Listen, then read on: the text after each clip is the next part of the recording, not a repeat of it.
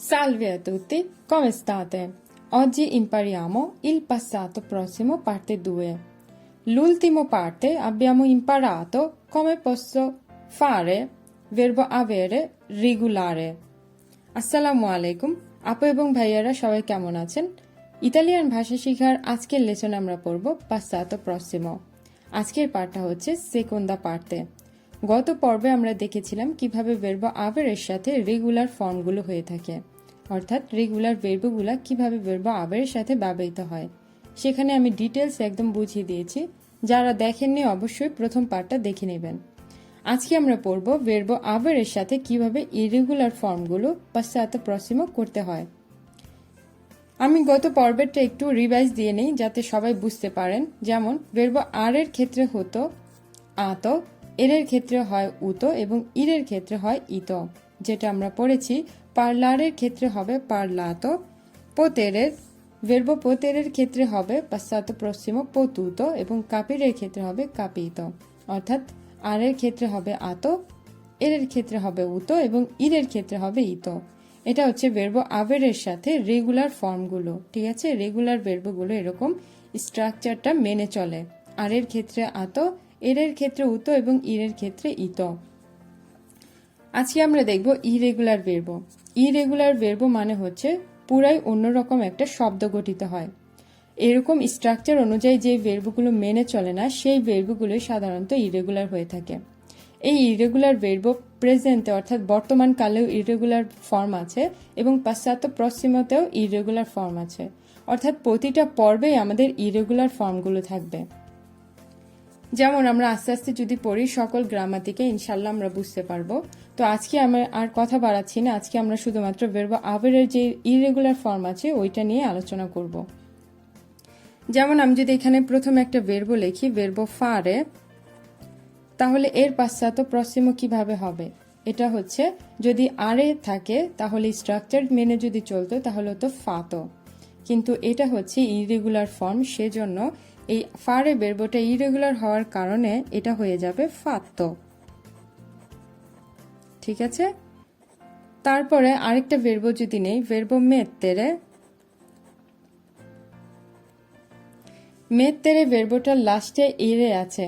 এটা এরে যদি রেগুলার ভার্ব হতো তাহলে কি হতো? মেত্তুতো, কিন্তু এটা মেত্তেরে ভার্বটা passato prossimo করতে গেলে ইরেগুলার হওয়ার কারণে এটা হয়ে যাবে মেসো। পুরাই অন্যরকম একটা শব্দ গঠিত হবে। তারপরে আরেকটা ভার্ব যদি নেই ভার্ব রিসপন্দেরে, রিসপন্দেরে এর passato prossimo হবে risposto,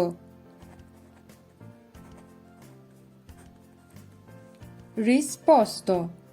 ঠিক আছে, তারপরে যদি আরেকটা ভার্ব নেই ভার্ব স্ক্রিভেরে,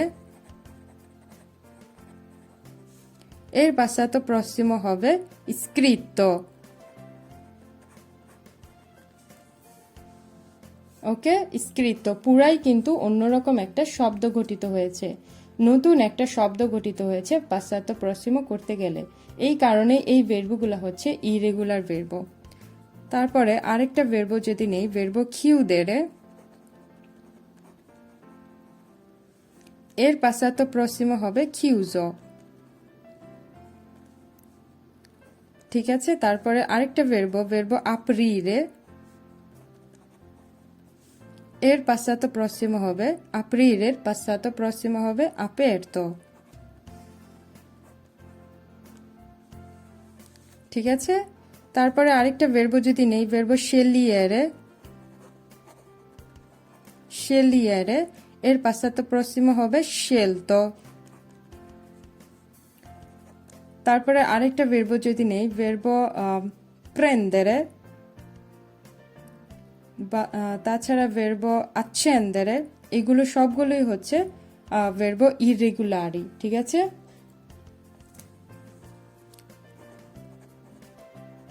prendere হয়ে যাবে preso। ওকে, prendere ভার্বটা হয়ে যাবে preso। তারপরে আরেকটা ভার্ব যদি নেই ভার্ব rompere, হয়ে যাবে রত্ত। এর passato prossimo করতে হলে আমাদের রত্ত বলতে হবে। দিয়েছি। আরেকটা ভার্ব যদি নেই, ভার্ব leggere,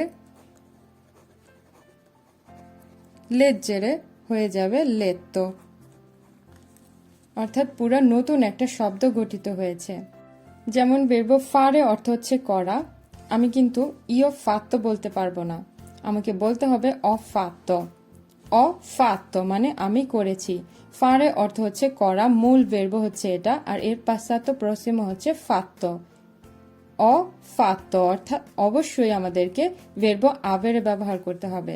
যেমন এখানে যদি আমি একটা কনিগাসিওনে লিখি ভার্ব আভেরের, তাহলে ইওর ক্ষেত্রে হবে অ,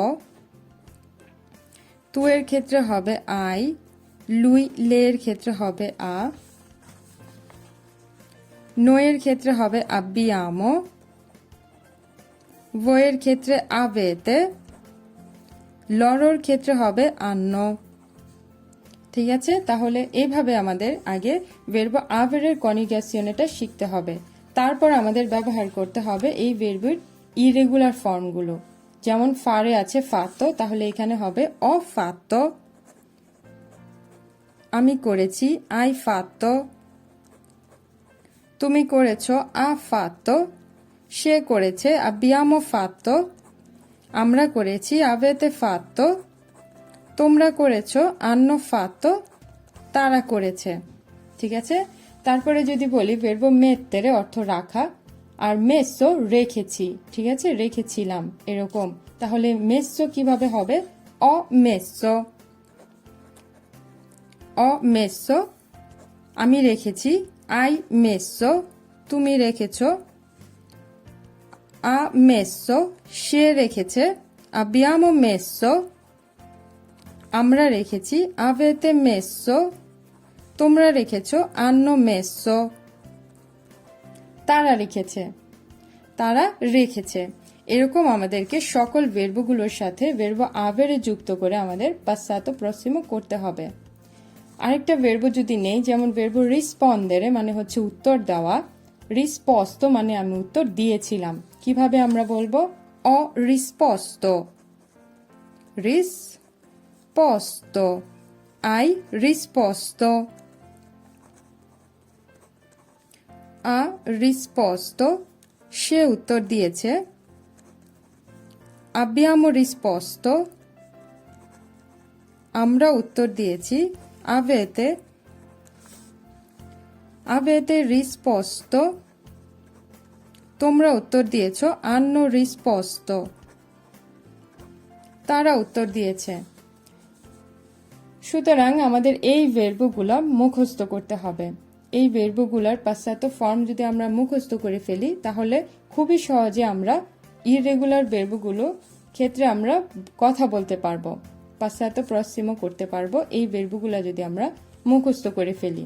ভার্ব ফারে অর্থ হচ্ছে করা, এর পাশ্চাত্য হবে ফাত্তো, পাশ্চাত্য প্রসিমও ফাত্তো, এবং অবশ্যই ভার্ব আভেরের সাথে যুক্ত করে করতে হবে, কারণ আমরা অফাত্তো আমাদেরকে বলতে হবে। আমরা যদি কথা বলার ক্ষেত্রে বলি, তাহলে আমাদের বলতে হবে অফাত্তো, আমরা কিন্তু ইও ফাত্তো বলতে পারবো না, এভাবে কিন্তু পাশ্চাত্য প্রসিমও হয় না। তারপরে অ মেসো আমাদের বলতে হবে, আমরা কিন্তু ইও মেসো বলতে পারবো না, অবশ্যই অবশ্যই ভার্ব আভেরে ব্যবহার করতে হবে। তারপরে স্ক্রিভেরে স্ক্রিপ্তো, অ স্ক্রিপ্তো আমি লিখেছি, অখিউজো আমি বন্ধ করেছি, খিউদের অর্থ বন্ধ করা, অখিউজো আমি বন্ধ করেছি। আপ্রিরে অর্থ খোলা, অ আপারতো আমি খুলেছি, অ আপারতো আমি খুলেছি, আই আপারতো তুমি খুলেছ, আ আপারতো সে খুলেছে, আব্বিয়ামো আপারতো আমরা খুলেছি, আভেতে আপারতো তোমরা খুলেছ, আন্ন আপারতো তারা খুলেছে, এরকম এরকম ভাবে হবে। তারপরে নুমেরো সেতে আছে শেলিয়ারে, শেলিয়ারে অর্থ হচ্ছে বাছাই করা, এর পাশ্চাত্য প্রসিমা হবে শেলতো, আমি বাছাই করেছি, অ শেলতো তুমি বাছাই করেছ, আই শেলতো, অর্থাৎ ভার্ব আভেরের এই কনিগেশনটা দিয়ে আমাদেরকে পাশ্চাত্য প্রসিমা করতে হবে। অ শেলতো, আই শেলতো, আ শেলতো, আব্বিয়ামো শেলতো আমরা বাছাই করেছি, আভেতে শেলতো তোমরা বাছাই করেছ, আন্ন শেলতো তারা বাছাই করেছে। ভার্ব প্রেন্দেরে অর্থ হচ্ছে নেওয়া, এর passato prossimo হচ্ছে preso মানে নিয়েছি। Ho preso, hai preso, ha preso, abbiamo preso, avete preso, hanno preso। এভাবে আমাদেরকে শিখতে হবে। তারপরে রম্পেরে মানে হচ্ছে ভাঙা, রত্তো ভেঙেছি। লেজ্জেরে পড়া, লেত্তো পড়েছি। এরকম ভাবে আমাদেরকে এই শব্দগুলা আমাদের মুখস্থ করতে হবে। এই ইরেগুলার শব্দগুলো যদি আমরা মুখস্থ করি তাহলে খুব সহজে আমরা passato prossimo করতে পারবো।